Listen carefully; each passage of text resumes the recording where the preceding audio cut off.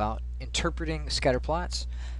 What do we do, or residual plots specifically? What do we do when we see a residual plot? If you haven't seen the first video, then this is a continuation of that video.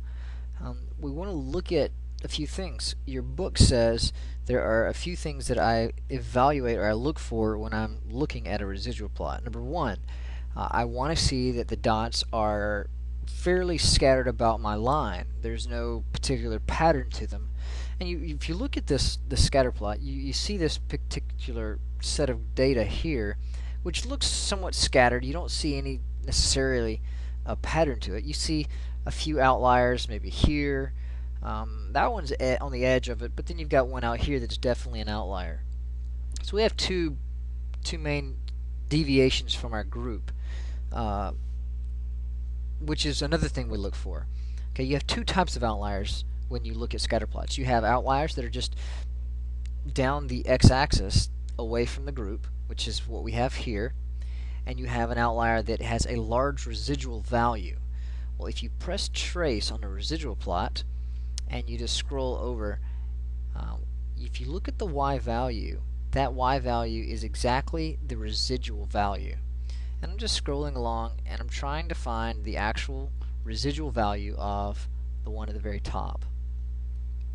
Okay, this is obviously what we would consider a influential outlier. This is a observation that has a very large residual. In other words, it's going to pull my regression equation in a different direction. If I were to go back in and delete this, then my regression equation would have a much different slope.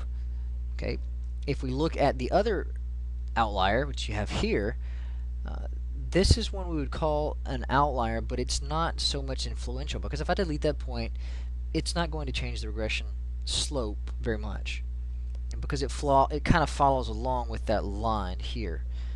Okay, so you have two different things, two different types of outliers. We have one here, which is what we consider to be a influential point observation, and this is a typically just a traditional outlier in the x direction.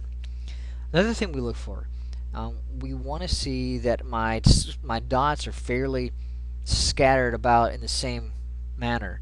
In other words, it's not really close to the line here, and way out here you've got dots all over the place. So you basically kind of see it kind of spreading out. If you want to see a great example of this, you can look on page 157 in the graph at the very top. It gives you a good visual of what happens when my standard deviation changes throughout my line, meaning that it's really accurate at the beginning of the line, and it loses its accuracy down towards as x gets larger. Okay, so the four things we looked at were: is it a curved pattern? Is it scattered about? Okay, I want to see a pretty plain, boring set of dots scattered. That means it's linear.